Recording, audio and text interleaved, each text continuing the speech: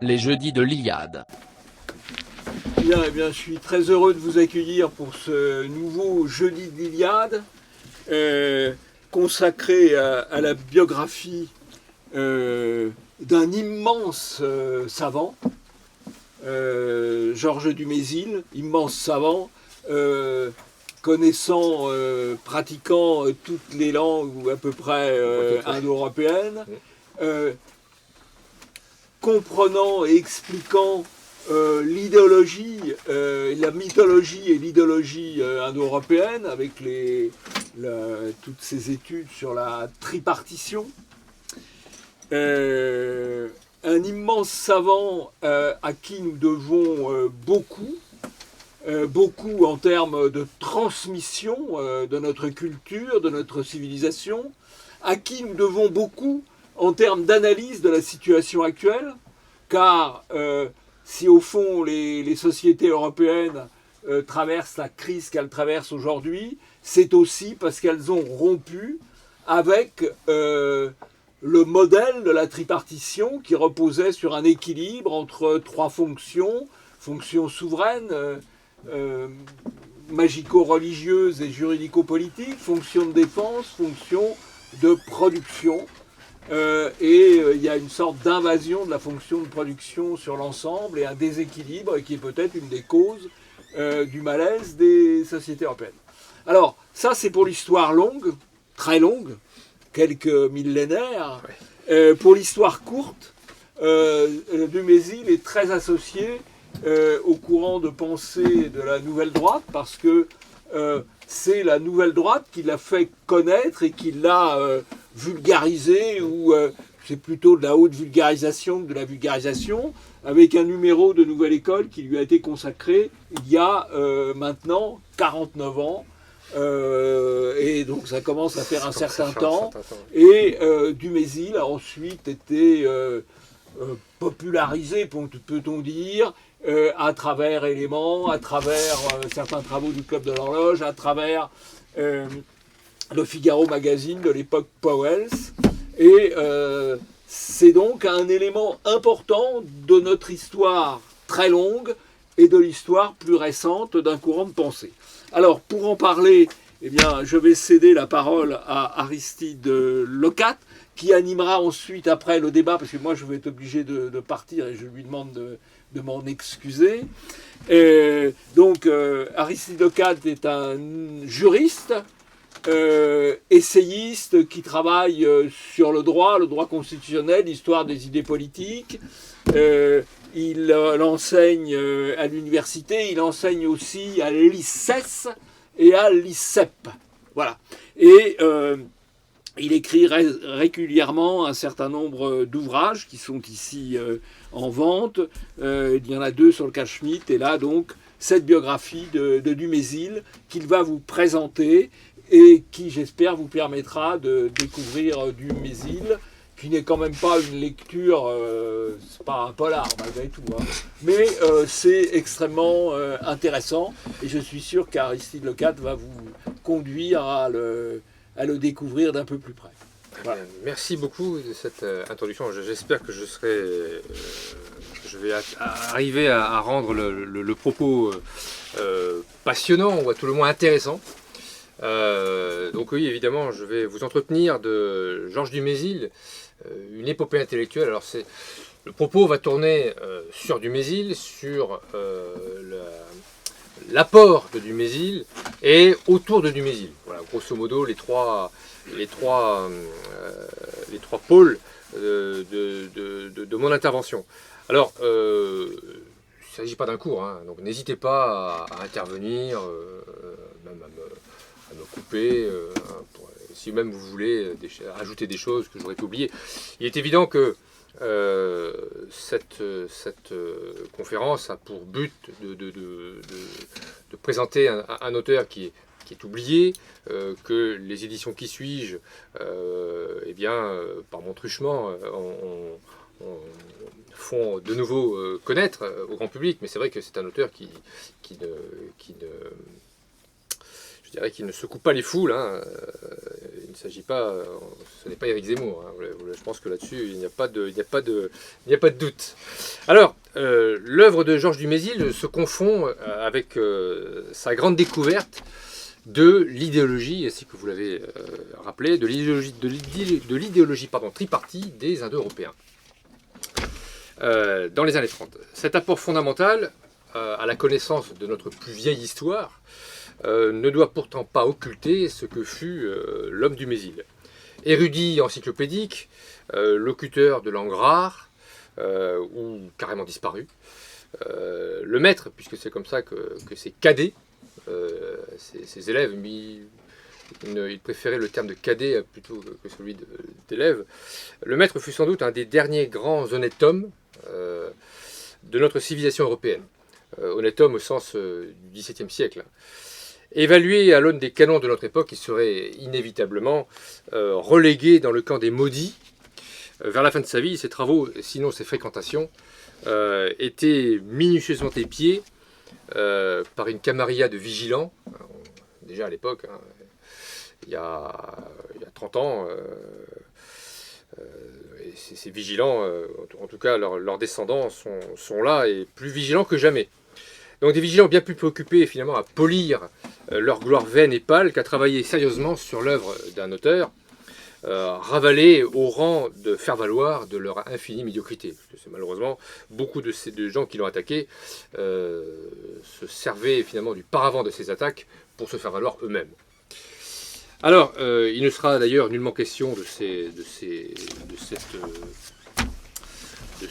gens-là dans le cadre de cette conférence, sauf à leur assurer, comme à leurs plus récents épigones, une postérité ou une publicité indue. Toujours est-il que Georges Dumézil fut un être complexe, non dénué de contradictions. C'est ce qu'il faut retenir, en dépit de convictions fortes, et qui s'obstinait incessamment à s'effacer le plus possible derrière son œuvre.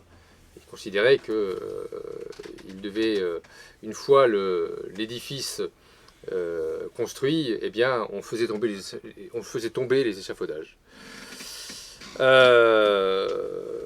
Donc cet homme à l'intelligence lumineuse, au savoir encyclopédique et à la prodigieuse mémoire, naquit à Paris le 4 mars 1898. Son père, Jean Anatole, était polytechnicien et deviendra général de division en 1916. Durant la Grande Guerre, il supervisera d'ailleurs pour l'État la fabrication de l'artillerie. Donc il avait quand même une grande responsabilité. Le petit Georges développe précocement un goût sûr, acéré, vif pour les langues. À 9 ans, il lit l'Énéide dans le texte. Beaucoup de nos jeunes élèves ne seraient tout à fait incapables. Apprend l'allemand et en parallèle se passionne pour la mythologie, préférant, comme il disait lui-même, Jason et Héraclès aux petits poussés et à Podane. S'étant émerveillé d'ailleurs devant des mots de sanskrit, vous imaginez, une dizaine d'années, il s'émerveille pour des mots de sanskrit.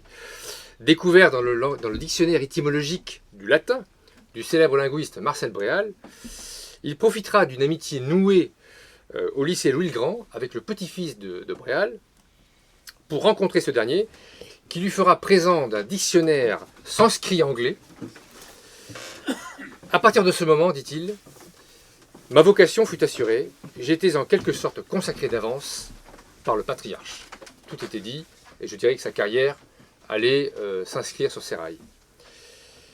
Après son baccalauréat, il effectue ses cagnes avant d'être reçu premier, cacique on disait à l'époque, à l'école normale supérieure. L'année suivant son entrée à Rudulm, en 1917, Dumézil est mobilisé sur le front. Il a 19 ans, très jeune. Il sera précipité dans les orages d'acier de la seconde bataille de la Marne, ce qui lui vaudra d'ailleurs la croix de guerre. C'était quelqu'un d'ailleurs qui a démontré sur le front un courage assez hors du commun. À la fin de la guerre, il devient agrégé de lettres et part faire ses premières armes au lycée de Beauvais. Bon, il en tirera une expérience finalement assez mitigée et il découvrira finalement que l'enseignement secondaire n'est pas sa passion ni même sa vocation. Alors il part ensuite enseigner la littérature française à Varsovie et en revient très vite d'ailleurs. Hein. D'ailleurs à Varsovie, il confessera avoir davantage fréquenté les théâtres que l'université. Dumézil, à cette époque-là, était taraudé par l'appel de la thèse. Il voulait absolument faire une thèse de linguistique. Alors en réalité, il rédigera 2 thèses d'ailleurs, comme c'était alors l'usage à l'époque, sous la direction d'Antoine Meillet, philologue très en vogue, qui défendra notamment l'existence d'une civilisation indo-européenne attestée par une unité linguistique originelle. Dumézil soutient ces thèses, donc 2 thèses, hein, qui lui vaudront la mention très honorable. Et on reviendra d'ailleurs tout à l'heure un peu plus longuement sur ses premiers travaux. On va continuer sur sa biographie, sur ses éléments de biographie. Par l'entremise de Jean Missler, qui sera plus tard secrétaire perpétuel de l'Académie française, et de quelques universitaires bienveillants, Dumézil part en Turquie. Ce sera d'ailleurs une des grandes aventures de sa vie. Il part à la faculté de théologie d'Istanbul, qu'il quittera subrepticement d'ailleurs pour la faculté des lettres, ne tenant pas à se mêler plus que cela de religion. Alors pourquoi est-il parti à Istanbul? Eh bien parce que à l'époque, Mustafa Kemal Atatürk, cherchait à laïciser la société turque. C'est assez intéressant de voir, je dirais, l'écart qu'il y a entre cette époque et aujourd'hui. Et chercher à laïciser la société turque. Il avait entendu dire que la France avait été rentrée sur cette voie de laïcisation par l'université, et notamment par l'enseignement des religions. Et donc Dumézil, évidemment, avait le profil tout à fait adapté pour enseigner l'histoire des religions. Mais Dumézil avait quand même bien compris, avait bien senti quand même le poids, malgré tout, encore déterminant de l'islam, et s'était prudemment, sagement abstenu, et avait migré tranquillement vers la faculté des lettres. Nous sommes à ce moment-là, en 1925, et les époux Dumézil, parce qu'entre-temps il se sera marié, resteront donc en Anatolie jusqu'en début des années 30, 1931. Durant ce séjour, Dumézil ne pourra pas approfondir sa quête des Indo-Européens. Il se rabattra néanmoins avec succès et profit sur la linguistique caucasique, qui lui assurera d'ailleurs un certain succès. À son retour en 1931, il part pour 2 ans en Suède, et ces 2 années passées en Suède comme lecteur de français seront décisives pour la suite de ses travaux.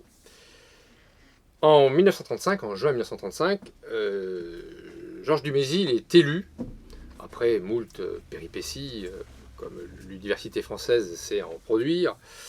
Il sera élu donc au sein de la 5e section de l'école pratique des hautes études, avec le soutien bienveillant et actif de Sylvain Lévy, qui était alors un des maîtres éminents de l'indianisme français à l'époque.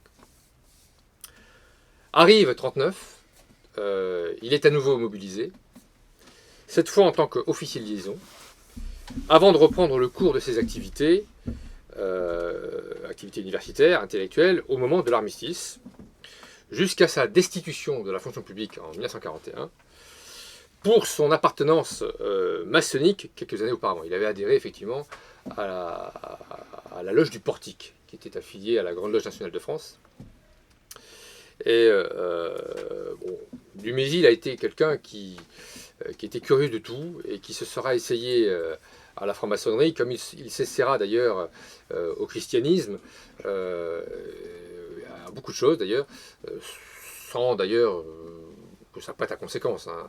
Mais c'était quelqu'un qui, on pourrait croire qu'il était assez inconstant, mais c'est pas ça du tout. C'était quelqu'un qui était très curieux, et puis à la recherche vraisemblablement d'une certaine spiritualité. Je pense que tout homme, à un moment de sa vie, peut s'interroger. Alors, bien qu'ayant réussi à se faire réintégrer au sein de l'université. Dumézil sera quand même inquiété à la fin de la guerre, à la Libération, en 1944 notamment, puisqu'il sera dénoncé par un collègue communiste devant la commission d'épuration de l'enseignement supérieur, qui quand même finira par le blanchir, et qui reconnaîtra qu'effectivement Dumézil aura fait preuve malgré tout, sans s'être lancé dans des hauts faits de résistance, mais aura fait preuve d'un patriotisme certain, assuré, et il pourra bénéficier d'ailleurs de témoignages qui abonderont en ce sens.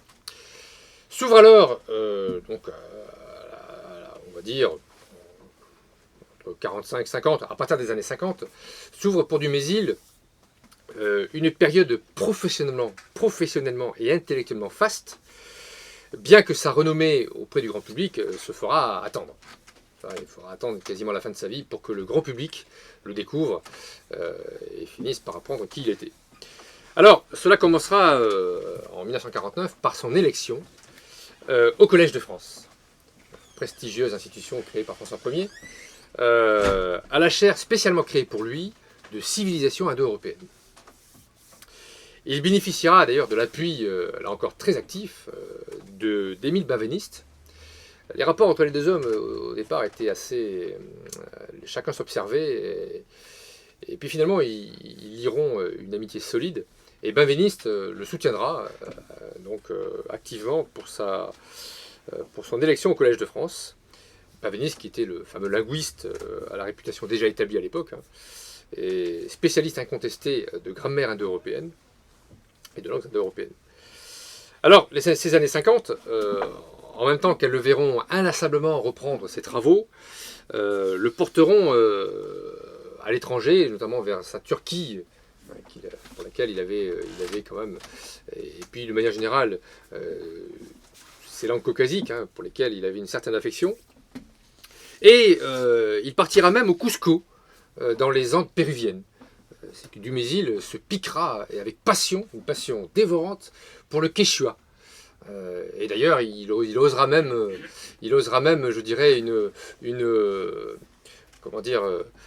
un rapprochement entre le quechua et les langues indo-européennes. Bon, il y a un article d'ailleurs assez intéressant. C'est plus peut-être une sottise davantage qu'un travail vraiment sérieux. Mais il s'est amusé à faire ce rapprochement-là. C'était un linguiste véritablement jusqu'au bout des ongles. Il parlait Dumézil, il comprenait, il maniait, pour reprendre son expression, il maniait une trentaine de langues, à peu près. C'était quelqu'un qui véritablement était vraiment un vrai polyglotte. La décennie 60 commence à marquer l'heure des bilans pour Dumézil. Dumézil avait une manière de travailler qui lui était propre. Dumézil remettait sur le métier sans cesse. Il considérait que ses travaux devaient toujours être retravaillés, reprécisés, et Dumézil passera toute sa vie, y compris d'ailleurs pendant ses bilans, c'est-à-dire ses travaux qui se voudront définitifs, mais qui dans son esprit ne le seront jamais. Eh bien, Dumézil va donc inlassablement, incessamment travailler. Pour lui, il s'agira moins de graver définitivement ses conclusions que dans le marbre, que de reprendre totalement ou partiellement l'ensemble de ses travaux et de revenir systématiquement dessus, et d'en faire le point, d'en faire une synthèse, mais qui est toujours provisoire chez lui. On remet toujours sur le métier.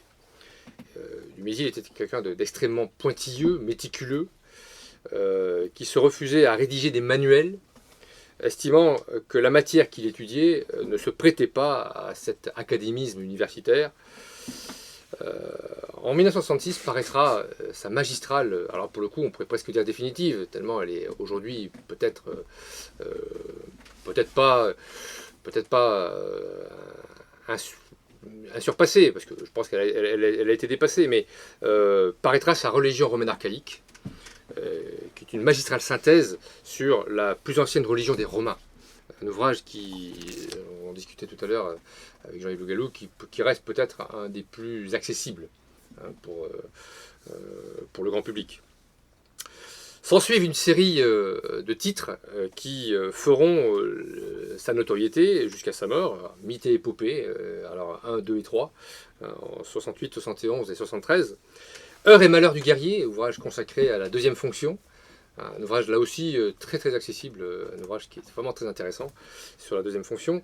Mariage indo-européen, là aussi c'est un ouvrage qui est un recueil d'ailleurs d'études sur ces mariages, sur ces unions, donc des Indo-Européens. Apollon sonore et autres essais en 82, L'oubli de l'homme et l'honneur des dieux, qui est un texte magnifique en 85, Loki en 86, etc. Alors, des ouvrages auxquels il convient d'ajouter ces multiples études caucasiennes, ou celles consacrées à Laubourg. Alors ça s'écrit O-U-B-Y-K-H, mais ça se prononce Oubourg. Et dont Oubourg, il en sera l'un des derniers locuteurs. Et la langue s'éteindra. Il aura connu les derniers locuteurs de cette langue. Et lui-même d'ailleurs la parlera et en fera une grammaire. Il était passionné de grammaire, du Mésil. Et il en fera une grammaire. Donc, s'il y a une grammaire de Laubourg aujourd'hui, c'est à lui qu'on la doit. La consécration ultime viendra le 26 octobre 1978, lorsque il sera élu à l'Académie française. Alors, petite anecdote, Jean-Yves Le Gallou tout à l'heure parlait de la Nouvelle Droite. Oui, la Nouvelle Droite s'est beaucoup intéressée à Dumézil, mais on pourrait presque dire, j'en ai même discuté un petit peu avec Alain Benoît lui-même, que la Nouvelle Droite, et de Benoît plus particulièrement, a contribué vraisemblablement à son élection à l'Académie française. Oui, je vois qu'il y a des gens du public qui opinent du chef. Parce que Jean Missler, souvenez-vous, j'en ai parlé tout à l'heure, qui était secrétaire perpétuel de l'Académie, avait fait demander donc à ce qu'on envoie un service de presse conséquent à tous les membres de l'Académie de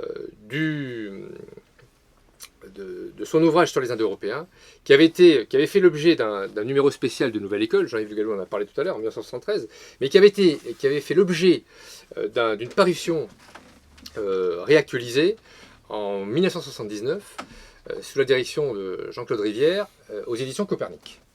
Et c'est cet ouvrage donc, qui a été envoyé à tous les académiciens, parce qu'évidemment, les travaux de Dumézil étaient quand même... tout le monde ne peut pas forcément accéder aux travaux de Dumézil. Ça demande quand même un peu de temps. Et donc, il est vraisemblable que cet ouvrage, et puis bon, évidemment, toute la notoriété quand même qui se faisait toute la réputation quand même que Dumézil avait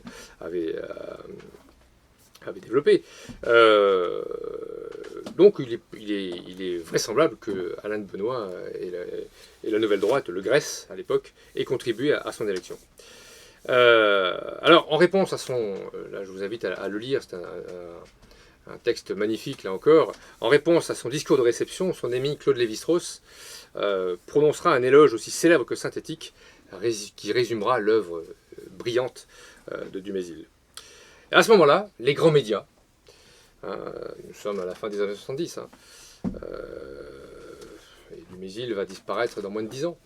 Les grands médias, notamment la télévision, commenceront à s'intéresser à ce savant quelque peu singulier, qui aura passé son existence aux confins de ce qu'il aura appelé lui-même l'ultra-histoire, c'est-à-dire ces années transitoires entre la fin de la préhistoire et les débuts de la très haute antiquité.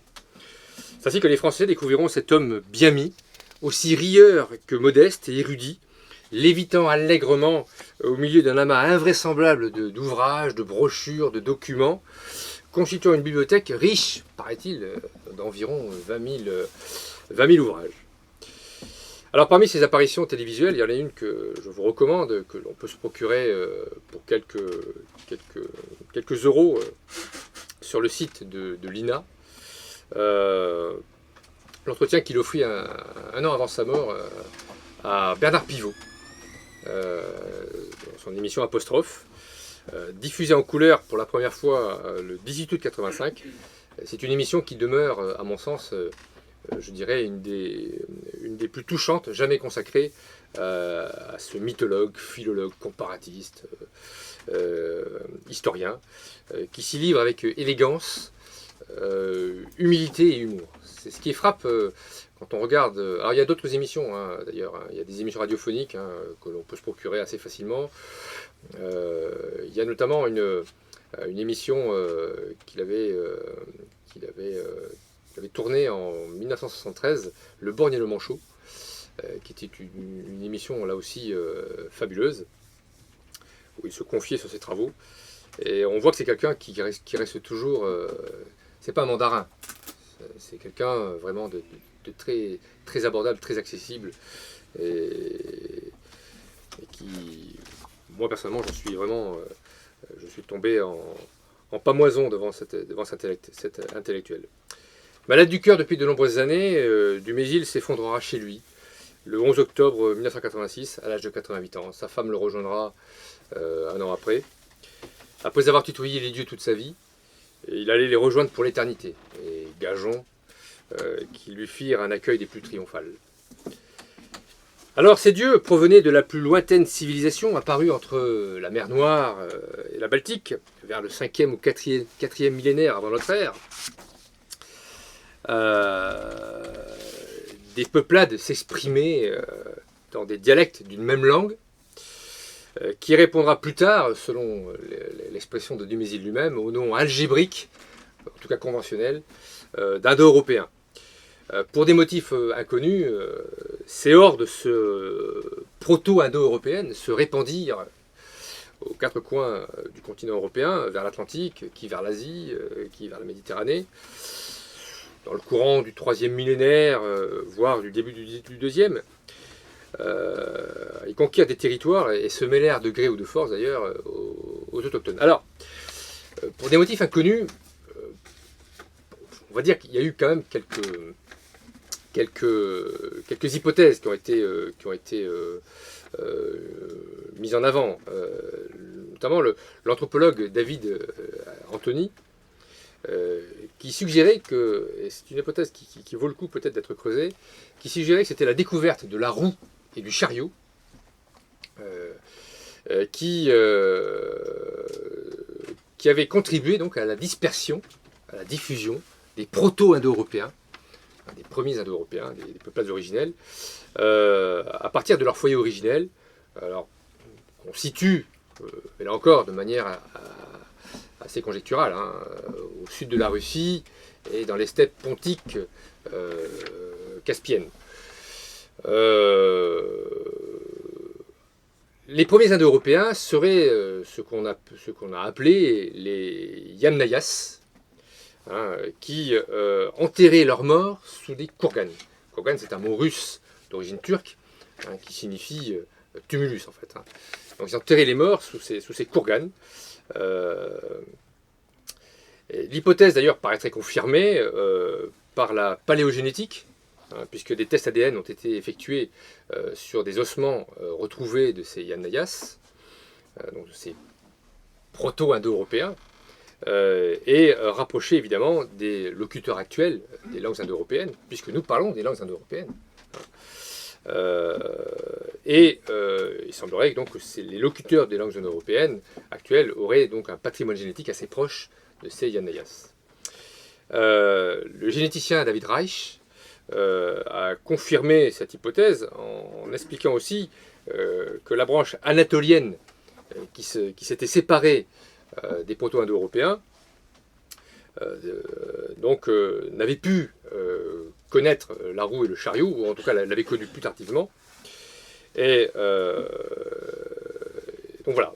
Alors là-dessus, je peux vous renvoyer à un numéro, alors je ne sais plus, je crois que c'était il a paru il y a 2 ans à peu près, de Nouvelle École, hein, sur la paléogénétique des Indo-Européens. Je ne sais pas si on l'a ici, on peut peut-être le montrer au public, ça ne vous dérange pas. Un ouvrage vraiment très intéressant qui fait, si vous voulez, le point sur les derniers travaux, voilà, c'est ça. Sur les derniers travaux en la matière, hein, sur la paléogénétique des Indo-Européens. C'est un numéro passionnant qui fait un petit peu le point sur une question quand même qui qui est assez technique, hein, mais qui vaut quand même le détour. Alors Dumézil s'intéressa très tôt, dès ses fameuses thèses de 1924, vous vous souvenez, je vous ai parlé de ces deux thèses, hein, qui s'intitulaient respectivement Le festin d'immortalité, hein, pour la première, et qui était consacrée à l'ambroisie, et Le crime de la Hyène, qui était sa seconde thèse. Donc Dumézil s'intéressa très tôt donc, à ces cultures fort éloignées, dans ce passé lointain, qu'il allait s'efforcer de rendre accessible après moult tâtonnements, moult errements, tâtonnement étant un terme de Dumézil lui-même. Sur les traces de ces maîtres Antoine Meillet et Marcel Mauss, et selon une démarche comparatiste, pour partie inspirée d'ailleurs des travaux de Marcel Granet, qui était sinologue d'ailleurs, Marcel Granet, donc spécialiste de la Chine, et c'est justement Marcel Granet qui lui ouvrira les yeux sur la structure des langues. Et donc sur les traces de ces maîtres-là, Dumézil s'attachera à reconstituer des faits de civilisation, persuadé, comme Meillet d'ailleurs, qu'il ne pouvait y avoir de langue commune sans un minimum de pensée commune. Par la comparaison des textes religieux et épiques de l'Inde, de Rome ou de Scandinavie, Dumézil donc a essayé de remonter vers des prototypes communs, c'est-à-dire des points fixes, archétypiques dans la préhistoire. Et à partir de ces points à peu près fixes, la méthode dumézilienne a consisté à étudier les transfigurations qui auraient amené aux formes que nous connaissons. Et en 1938, Dumézil a, je dirais, une révélation, et je dirais, après de longs tâtonnements, il découvre un fait qui dominera à la fois toute sa carrière, et qui dominera surtout, en grande partie la matière indo-européenne. Les données de cette découverte sont les suivantes. Il s'en expliquera d'ailleurs dans un article qui s'appelle « La préhistoire des flamines majeures », qui sera publié dans la revue d'Histoire des religions. Un article d'ailleurs qu'on peut trouver assez facilement sur Internet. Sinon qui sera repris d'ailleurs, il le reprendra d'ailleurs quelques années plus tard dans un de ses ouvrages, Idées romaines, article qu'il reprendra quasiment in extenso. Selon Dumézil, donc, on peut considérer que les peuples indo-européens anciens, les proto-indo-européens, construisaient leur système du monde, leur conception de la société, leur cosmologie, leur psychologie, en se fondant sur l'idée que, dans leur combinaison harmonieuse, trois pesanteurs, agissant sur trois niveaux, sont nécessaires au bon fonctionnement du monde. Enfin, Dumézil avait découvert que donc, ces proto-indo-européens fonctionnaient sur une vue du monde qui, précisément, était organisée autour de trois forces. Et que Dumézil d'ailleurs appellera des fonctions. Dumézil a mis en évidence ces trois fonctions.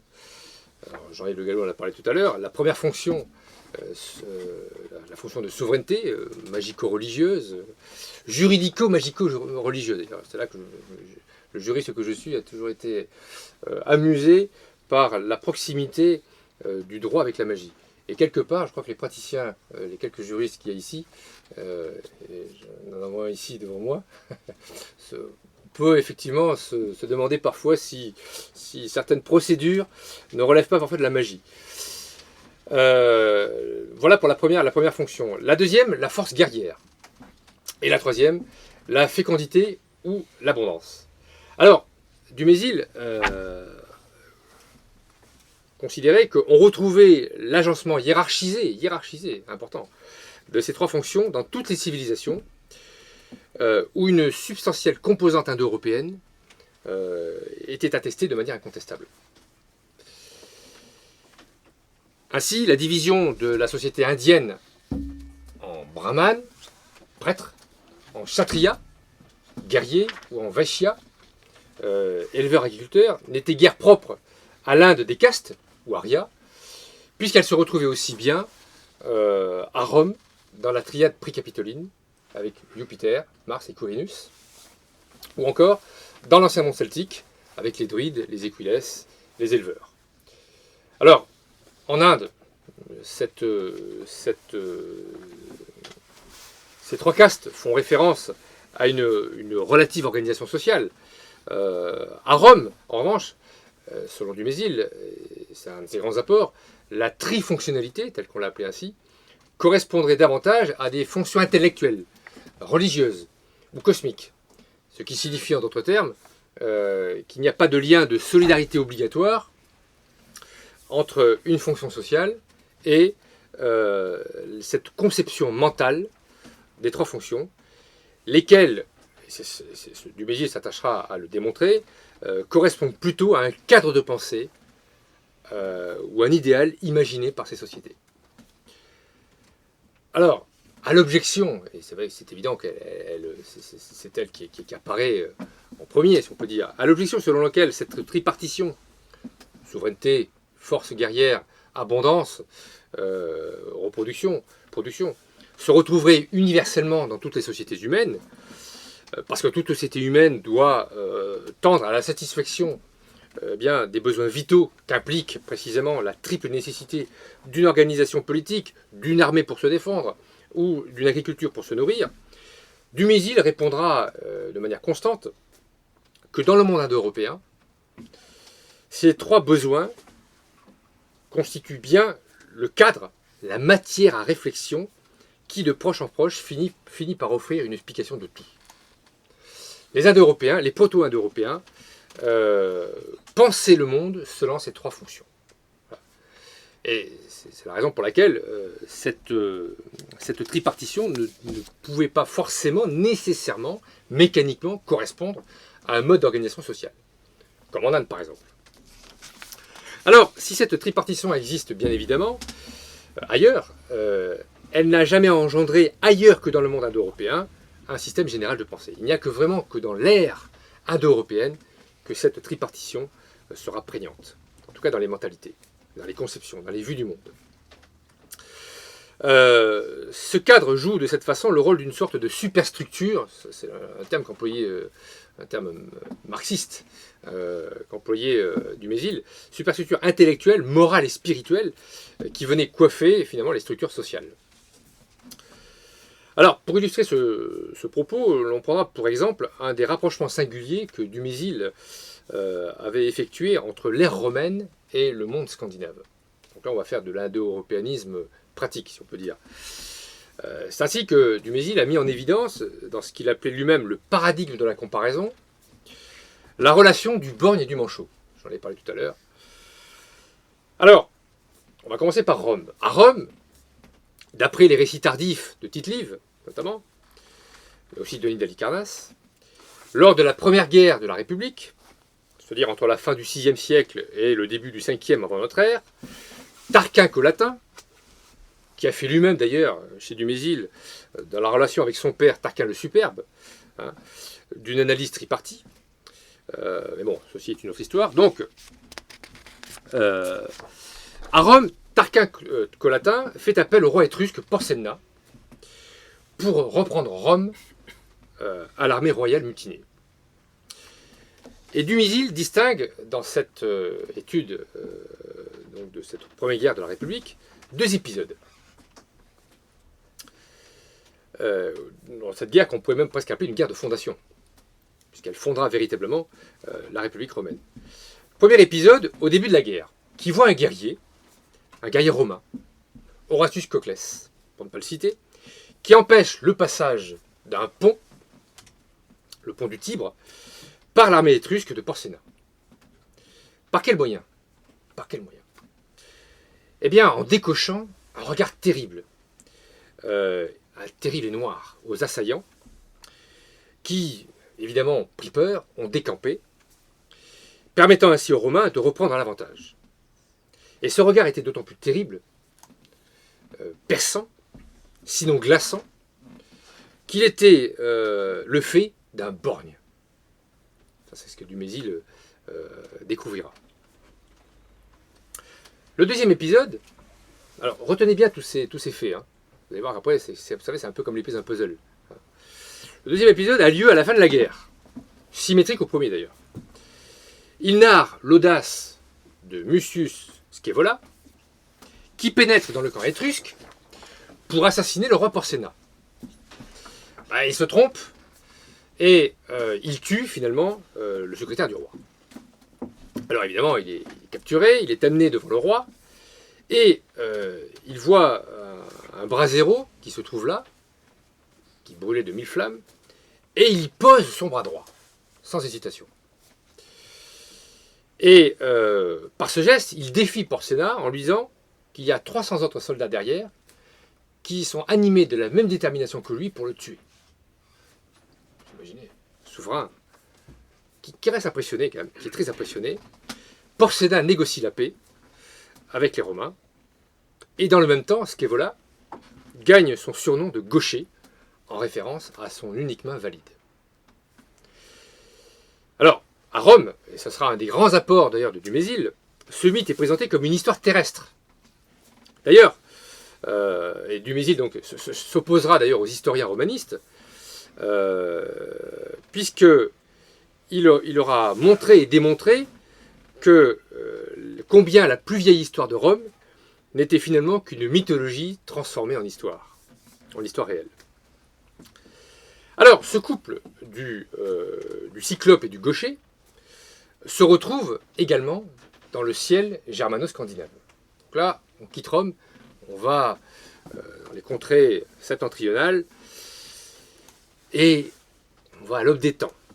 Les dieux ont vu naître Fenrir, un petit loup qui, portant avec lui la promesse de la perte des dieux, était voué donc à être attaché indéfiniment avec un lien magique invisible qu'Odin, le père des dieux, avait fait tisser.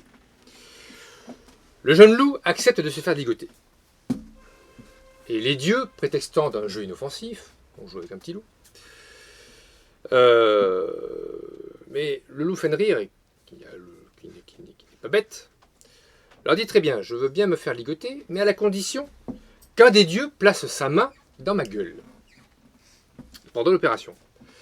Finalement, pour garantie, pour sûreté, que cette dernière se déroulera sans fausseté, sans trahison. Le dieu Tyr court le risque, et bravement, il met son bras dans la gueule du loup. À peine s'est-il exécuté que la bête, ayant immédiatement compris qu'elle ne pourrait plus jamais se détacher, lui tranche le bras. À la suite de quoi, Tyr devient le dieu manchot des procédures juridiques et du droit. Eh oui, c'est assez curieux, finalement, en gage de sûreté, il perd son bras. Tyr deviendra le dieu du peuple rassemblé dans les Thing, ces assemblées à la fois politiques et judiciaires, qui compteront beaucoup dans le monde germano-scandinave. Quant au borgne, le borgne c'est Odin. C'est Odin qui revient, qui va endosser cette mutilation d'origine volontaire. Odin, en effet, a accepté de sacrifier un œil en le déposant dans la source de la sagesse, en échange d'une vue plus large. Donc il perd un œil, mais pour gagner une vue encore plus large, plus profonde, et des pouvoirs magiques incoercibles, évidemment. En temps de guerre, cette magie se manifeste notamment par la puissance de pétrifier, d'immobiliser l'adversaire. Alors, vous voyez, ce parallélisme entre Rome et le monde des dieux germano-scandinaves, et Dumézil n'aura de cesse de souligner l'importance d'éclairer les détails par les ensembles. C'est ainsi par exemple que chez Dumézil, Mars n'est pas un dieu qui s'étudie en lui-même, isolément des autres, mais en relation avec un autre dieu qui lui est supérieur, Jupiter, et en rapport avec un autre dieu qui lui est subordonné, Quirinus. Ces trois dieux forment un système. Dumézil se hasardant même à parler de structure, à une époque où le structuralisme philosophique triomphait littéralement. Alors sur ce point, il fit une mise au point, je vais vous donner connaissance, une mise au point définitive dans son introduction à Mythes et Épopées 3, où il écrivait, je cite, là c'est Dumézil qui parle, je n'ai pas à être ou n'être pas structuraliste. Mon effort n'est pas d'un philosophe, il se veut d'un historien. D'un historien de la plus vieille histoire, et de la frange d'ultra-histoire qu'on peut raisonnablement essayer d'atteindre. C'est-à-dire qu'il se borne à observer les données primaires sur des domaines que l'on sait génétiquement apparentés, puis, par la comparaison de certaines données primaires, à remonter aux données secondes que sont leurs prototypes communs. Et cela sans idée préconçue au départ, sans espérance à l'arrivée de résultats universellement valables. Alors, il poursuivra plus largement son propos sur le sens de sa démarche scientifique. Ce que je vois, quelquefois appelé la théorie du mésilienne, consiste en tout et pour tout à rappeler qu'il a existé à un certain moment des Indo-Européens, et à penser, dans le sillage des linguistes, que la comparaison des plus vieilles traditions des peuples, qui sont au moins potentiellement leurs héritiers, doit permettre d'entrevoir les grandes lignes de leurs idéologies. De leur idéologie, pardon. Le S était trop. Fin de citation. C'est qu'en effet, tout à sa méthode particulière d'investigation, Dumézil n'a jamais cherché, n'a jamais prétendu travailler sur autre chose que de la matière morte. Il employait d'ailleurs même le terme de cadavre. Il considérait que ces Indo-Européens, c'était des cadavres. Aussi, serait-il bien audacieux, sinon peut-être présomptueux, de s'acharner à chercher ce qui demeure de l'idéologie tripartite dans les sociétés actuelles. Bien que nous continuions à parler des langues indo-européennes, il est vain d'espérer poursuivre, sans doute, la quête d'éléments ou signes attestant de la persistance d'une civilisation indo-européenne originelle. Dumézil, d'ailleurs, s'en tenant étroitement aux limites de son domaine de constante, minutieuse, infatigable recherche, s'est toujours refusé à énoncer la moindre extrapolation paralinguistique ou paramythologique qui ont eu pour effet de fragiliser ses travaux. Travaux d'ailleurs qui étaient âprement discutés, sinon critiqués sévèrement, par ses collègues, notamment romanistes. Et Dumézil était quand même attaché à ce que ces travaux, dont il connaissait la fragilité, parce qu'évidemment, il osait quand même, il avait découvert quelque chose d'assez fondamental. Donc il était quand même soucieux, scrupuleux, que ces travaux ne soient pas entachés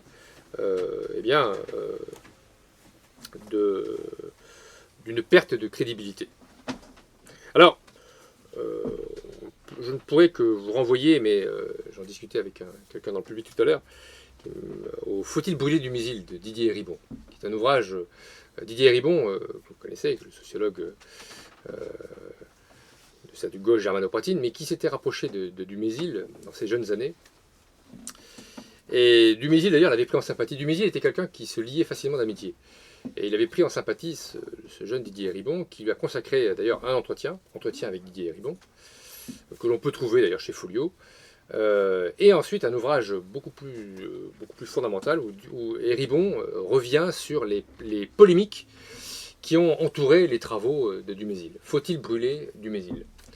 C'est un ouvrage que l'on peut trouver sur Internet, qui, d'après ce que l'on m'a dit, devait être réédité au Champ Flammarion, mais qui manifestement, cette réédition a fait l'objet de difficultés, d'un blocage peut-être.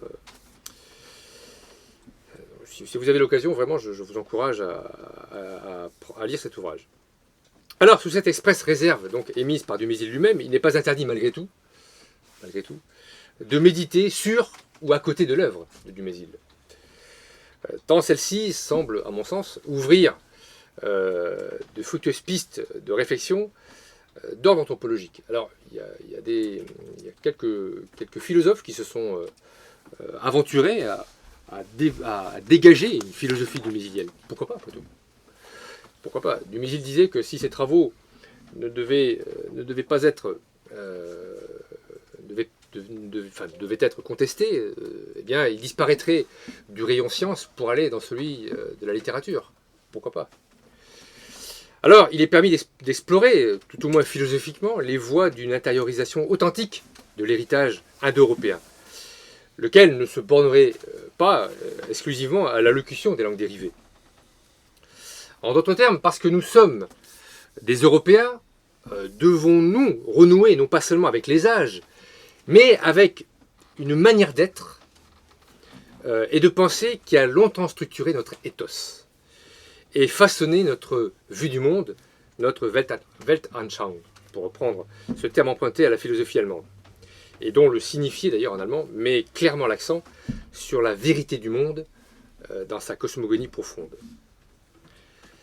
Si depuis longtemps, c'est-à-dire au moins depuis la Révolution française, la vue du monde de nos contemporains n'est guère plus soutenue, évidemment, même implicitement par l'idéologie tripartie, cette dernière n'en offre pas moins une grille de lecture structurale des plus pertinentes pour interpréter nos temps actuels, me semble-t-il. Et interroger cette fameuse réelle crise morale, l'expression n'est pas de moi puisqu'elle est empruntée à un certain Emmanuel Macron, qui s'était aventuré au début 2019 à ce diagnostic lucide, mais très fugace, connaissant le personnage. Alors, tandis que la valeur explicative des trois fonctions n'acquiert de sens que par l'ordre dans lequel elles apparaissent hiérarchiquement, première fonction, souveraineté, deuxième, la force, et la troisième, l'abondance, la production-reproduction, on demeure frappé malgré tout par la persistance têtue d'un fait triadique de première importance et qui caractériserait en propre notre postmodernité harassée, fatiguée. En d'autres termes, l'idéologie tripartite que l'on croyait disparue depuis plus de 200 ans semble à nouveau émerger en tant que fait révélateur d'une nouvelle conception du monde, symétriquement inverse à celle inventée, à celle trouvée par Dumézil, et qui constituait, nous l'avons dit, donc l'arrière-plan intellectuel et spirituel de la mentalité des proto-indo-européens. C'est ainsi, par exemple, alors je soumets ça à votre réflexion, on pourra en débattre, on pourra en discuter.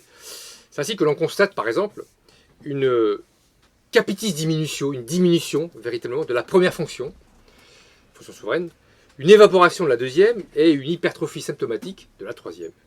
Tout d'abord, la fonction française de souveraineté s'est déplacée vers d'autres lieux, quand son correspondant bivalent, représenté par ce qui reste de la fonction sacerdotale religieuse, l'Église catholique, pour être plus explicite, ne cesse de s'étrécir à proportion de fermeture ou destruction d'églises, sans parler des crises d'évocation. Ajoutons ensuite que la deuxième fonction n'existe quasiment plus. Tant depuis la suppression chiracienne de la conscription que par le fait des coupes régulières dans le budget de la défense. Et on notera encore que, corrélativement, la violence, naguère monopole de l'autorité légitime encadrée par le droit, s'est éparpillée au point de s'insinuer dans toutes les strates de la société. Violence intrafamiliale, violence à l'école, au bureau, dans la rue, enfin, la violence est partout.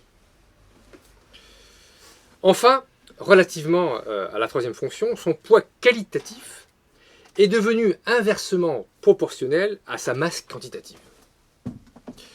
Sa participation aux deux autres fonctions étant devenue bien plus symbolique que réelle, elle aurait compensé cette privation par un surinvestissement au sein de son propre champ fonctionnel, explosion de l'industrie du tourisme et du loisir, consumérisme d'addiction, soutenu par le crédit à la consommation renouvelable, hédonisme sexuel coupé de toute préoccupation reproductrice, déspiritualisation, pour reprendre un mot que j'ai pris à Bernanos, couplé à une perte de sens de la nature et de ses lois intrinsèques, égotisme narcissique, individualisme affinitaire, communautarisme, etc.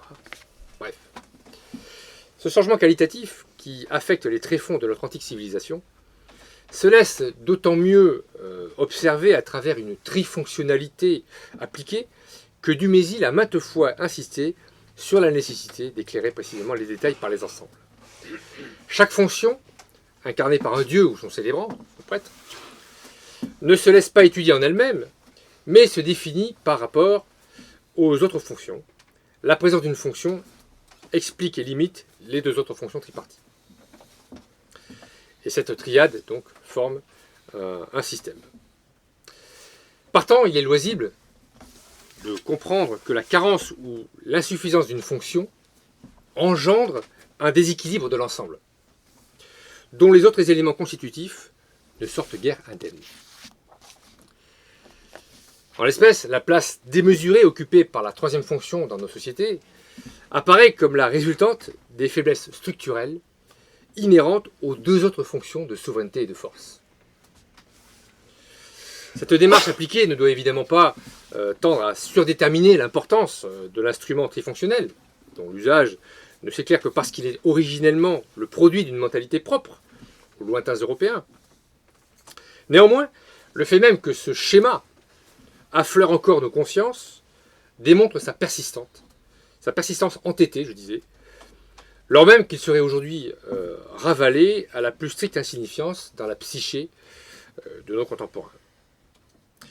Corde tendue au-dessus du présent, entre le passé le plus lointain et l'avenir, la trifonctionnalité demeure aux fondations des murs porteurs de la civilisation. Cependant, et pour paraphraser Dumézil, je terminerai par lui, mais en inversant les termes de son œuvre, donc pour paraphraser donc une œuvre célèbre de Dumézil, la trajectoire suivie par nos sociétés, hyper festives, surmodernes, pour reprendre le terme de l'expression de Marc Auger, entraîne les hommes sur la pente du déshonneur à proportion de ce qu'ils sont tapageusement et vaniteusement, profession de reléguer les dieux aux confins des plus noirs exils de l'oubli. Je vous remercie.